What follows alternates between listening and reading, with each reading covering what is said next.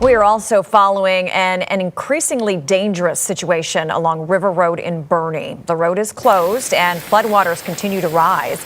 Emergency crews have been carrying out water rescues and many businesses along the creek have been shut down. KENS 5's David Lynch joins us live right now from Boerne.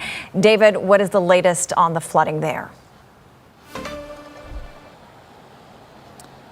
Yeah, hey there, Reese. So right now we're alongside Boerne Lake Park, and the good news is that the water levels here have started to recede. And the reason we're saying that is you can see the impact that the rising water levels from this morning had, muddied over paths, fauna and vegetation brushed over, muddied over, clearly feeling the impacts of the rising water levels from this morning. But the good news is officials here in Boerne saying just in the last 2 hours, water levels have started to recede, at least in this part of town. I'm going to step aside so you can see what Cibolo Creek looks like behind me.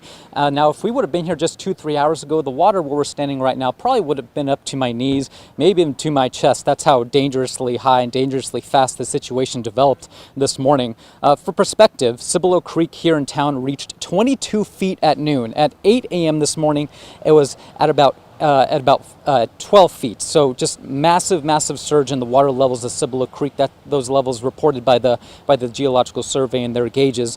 All this rain creating what officials here called a life-threatening flooding situation. When one resident we talked to, he was sheltering in his office here in Boerne. He says that he has not seen rain like this in nearly 25 years.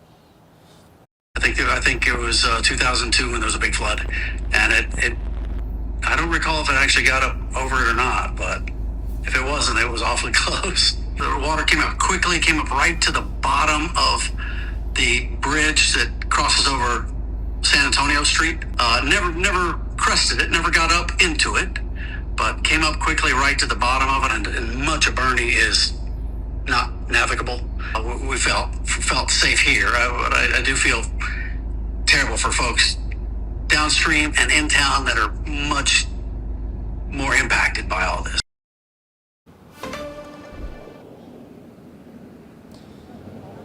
Now, we are expecting to hear soon from the City of Boerne officials here about the latest and their response efforts that led to evacuations and water rescues this morning as the rain was coming down hard while thunder was booming. Authorities, important to note, they don't want folks to let their guard down. The rain may have stopped for now, but they are warning the Kendall County Office of Emergency Management and local officials, warning that more rain could be on the way. So if folks feel unsafe in their homes here in Boerne, especially if they were in the evacuation areas this morning, consider taking advantage of this break in the rain to leave your home now and seek higher ground if you think that'll help you out.